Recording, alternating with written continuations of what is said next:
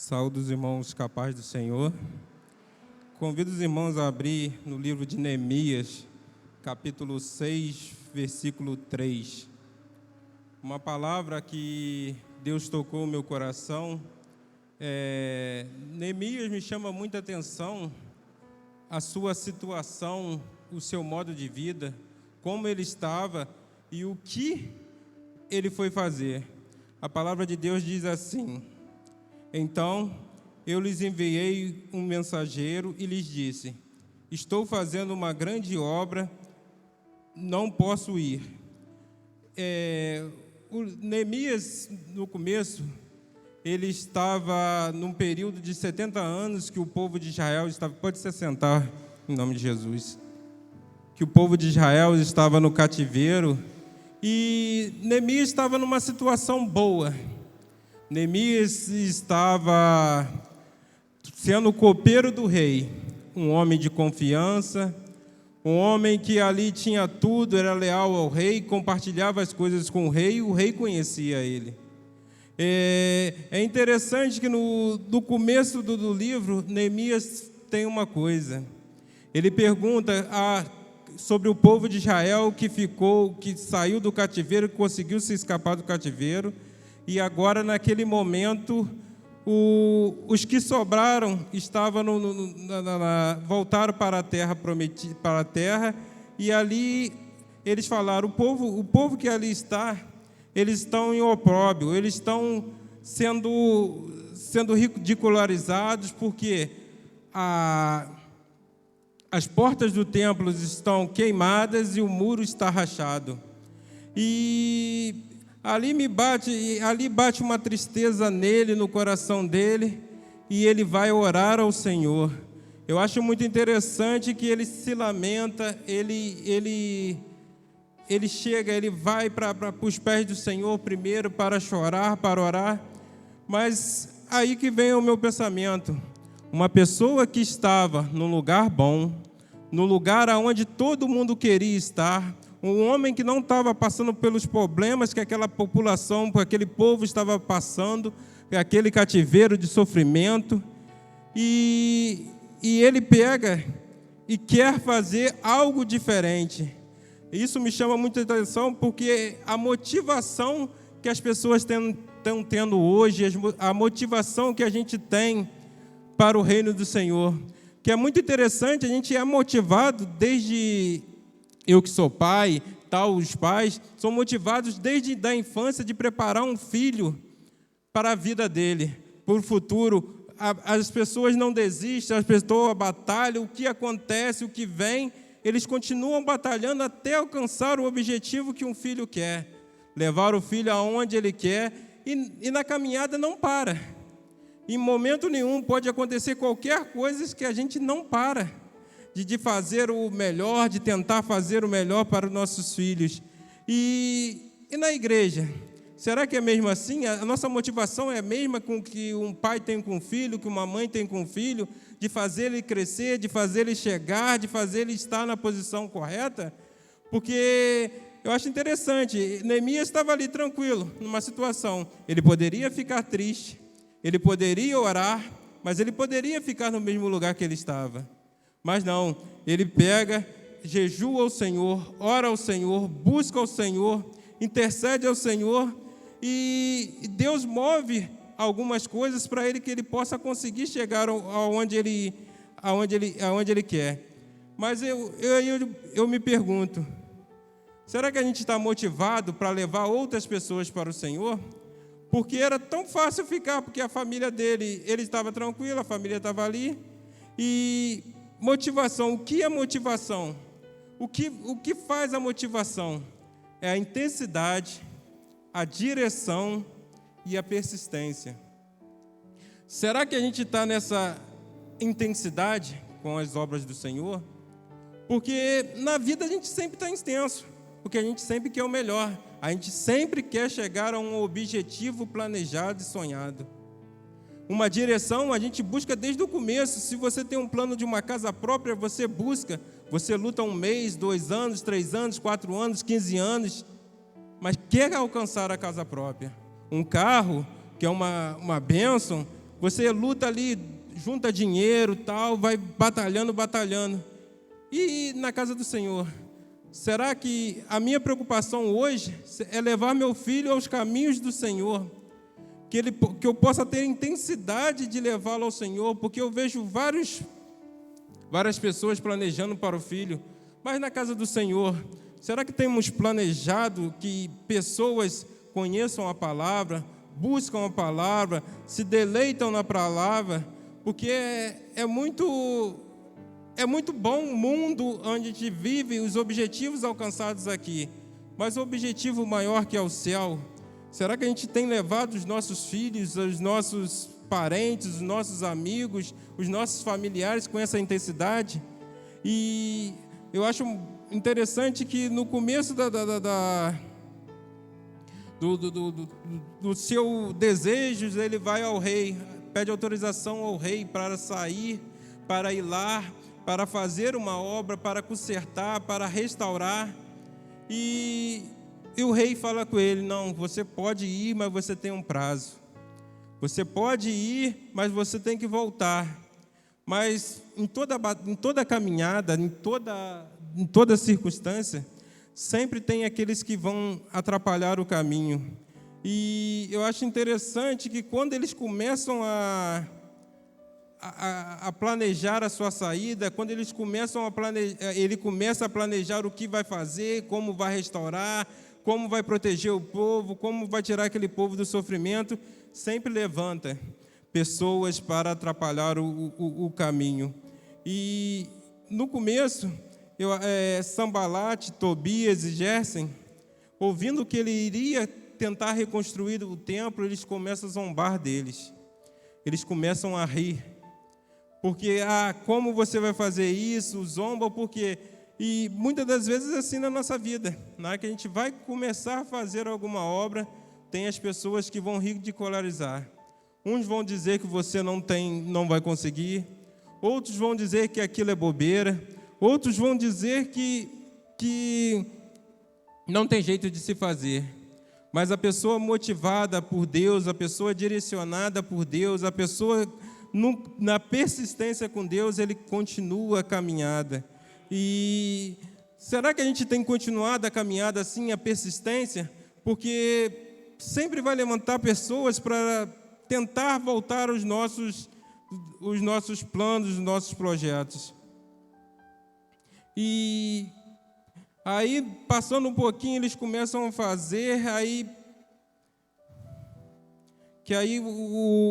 eles começam e vê assim, no capítulo 3, do versículo 19, e que ouvindo Sambalate, Tobias e o servo amonita Gerson, arábio, zombaram.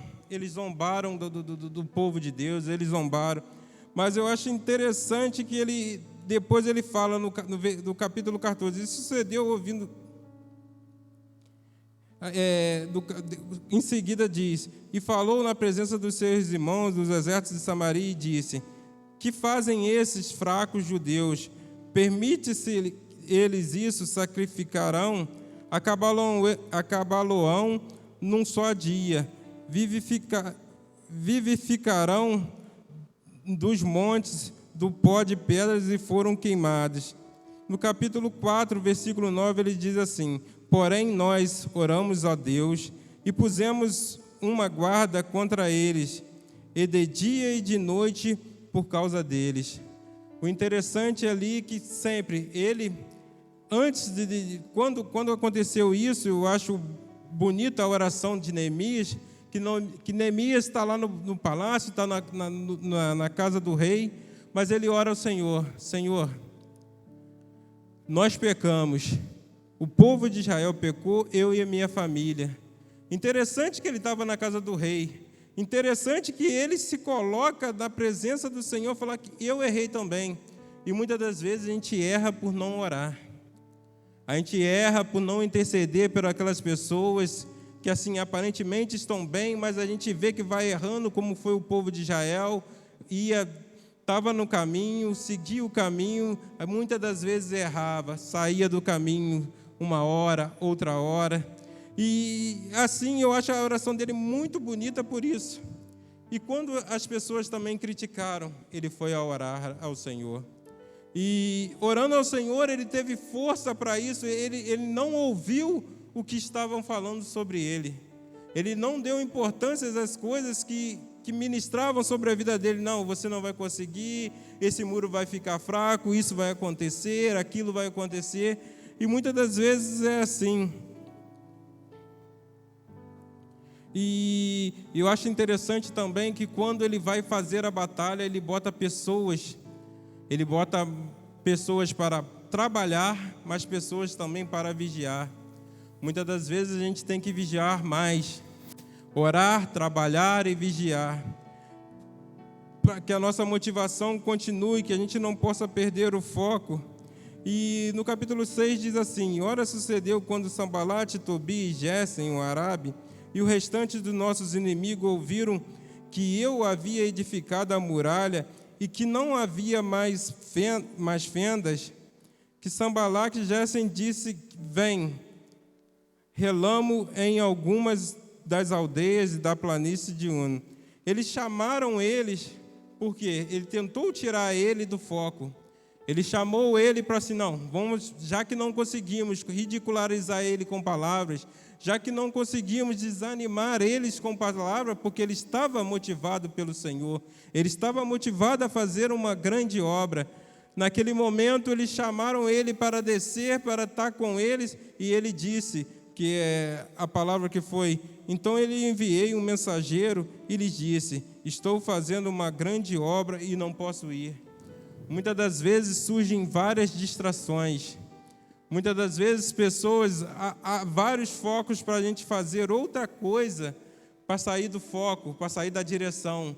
Muitas das vezes o inimigo usa várias situações boas, no momento assim, boas, uma festa, alguma coisa, para a gente sair da direção, para sair do foco que a gente está. E eu acho também muito interessante sobre motivação, Lucas 10, versículo 38, uma passagem em que Jesus vai à casa de Marta e Maria. Eu acho interessante que é muito interessante porque essa passagem ele mostra dois lados, porque a palavra de Deus diz assim,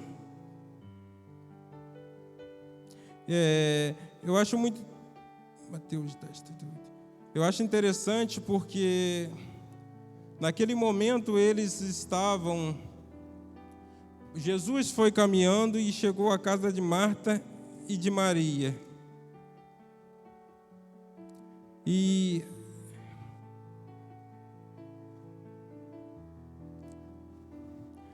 naquele momento eles estavam ali, Jesus chegou, Marta começou a fazer as coisas para trabalhar, do trabalho, para ajeitar as coisas, porque Jesus estava ali com seus apóstolos na casa e Maria estava sentada aos pés de Jesus. Aí eu vejo a motivação. O trabalho é errado? Não. Marta estava fazendo a coisa certa. Trabalhar é certo, trabalhar é correto.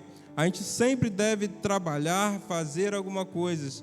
Mas Maria estava ali com Jesus, aos pés de Jesus. A motivação de Marta era o trabalho, era agradar as pessoas, era fazer o que necessitava fazer. E a de Maria era estar ouvindo Jesus. Isso me ensina muitas das vezes, porque quantas vezes a gente tem serviços, tem tarefas, e tem a presença do Senhor, tem a casa do Senhor, tem os momentos de oração que muitas das vezes a gente deixa para a gente fazer outra coisa que é necessário, como Marta estava fazendo. Era necessário fazer aquelas coisas, era necessário agradar quem chegava na casa, mas eu creio no seguinte: muitas das vezes a gente tem que priorizar o Senhor, porque a palavra mesmo diz: buscai primeiro o reino dos céus e todas as coisas vos serão acrescentadas. E aqui naquele momento, a Marta se irrita: Jesus, você não se importa que ela está aí parada e eu trabalhando, me matando de fazer as coisas. E Jesus disse que ela escolheu a melhor parte. A melhor parte sempre será estar na presença do Senhor, a melhor parte sempre será buscar o Senhor, a melhor parte sempre será ter intimidade com o Senhor. Que devemos sempre ter tempo para fazer as coisas, mas temos que priorizar a casa do Senhor, temos que priorizar a presença do Senhor, temos que priorizar a intimidade com o Senhor. Assim eu agradeço minha rica oportunidade. Amém?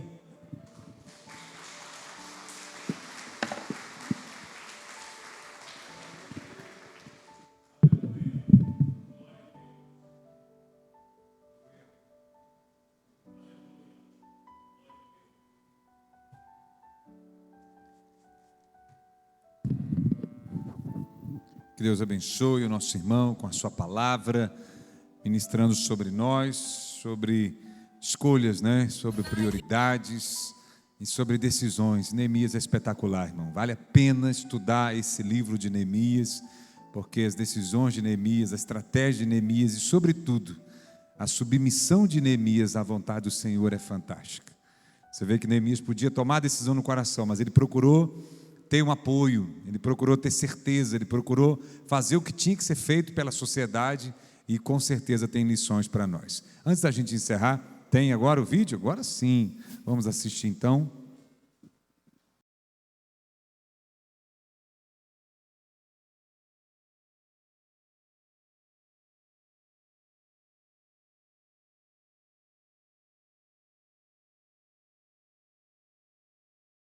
Meus queridos irmãos, a paz do Senhor Jesus. Sou o pastor Luke, da Nigéria, o centro-oeste da África. No dia 6 de outubro, à noite, estaremos aí na Assembleia de Deus Matriz em Bom Jardim, onde nós estaremos trazendo a palavra do Senhor neste grande culto missionário. Você é o nosso convidado especial. Convida também seus amigos, parentes, para que juntos adoramos ao Senhor. Esperamos por vocês no dia 6 de outubro à noite. Um grande abraço ao pastor presidente, pastor Eliezer, a sua família e todos nossos irmãos em Bom Jardim. Até o dia 6, se o Senhor assim nos permitir, em nome do Senhor Jesus. Amém.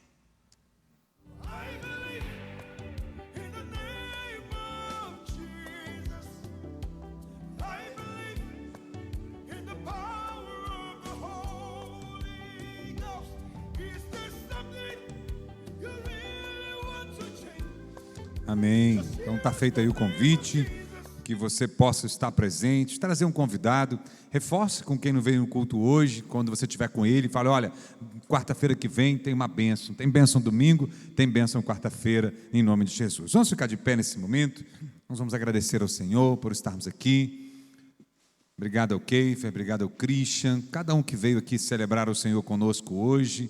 E domingo a gente está juntos também, se Deus quiser, com uma grande festa de aniversário do Conjunto Unidos pela Fé, a partir das 19h30. Vamos agradecer a Deus. Senhor, muito obrigado, Deus, por tudo que o Senhor fez sobre a nossa vida. Muito obrigado, Deus, pela Tua palavra ministrada aos nossos corações. Obrigado, Deus, pela oportunidade de louvar ao Senhor nesse culto, Pai, e de sermos, Pai, impactados pelo Senhor, Deus. Leva-nos em paz agora para os nossos lares, nos dá uma noite abençoada, guarda-nos, livra-nos de todo mal, que a nossa restante da semana seja na Tua presença, Pai. Muito obrigado, Deus, e Senhor, essa é a nossa oração, tomamos posse da nossa vitória, em nome de Jesus. E dizemos que a graça do nosso Senhor e Salvador Jesus Cristo, o grande amor de Deus, o nosso Pai, e as eternas consolações do Espírito Santo de Deus, seja com toda esta igreja e todos que recebem, digam amém. Que Deus abençoe a sua vida, vai para casa na presença do Senhor.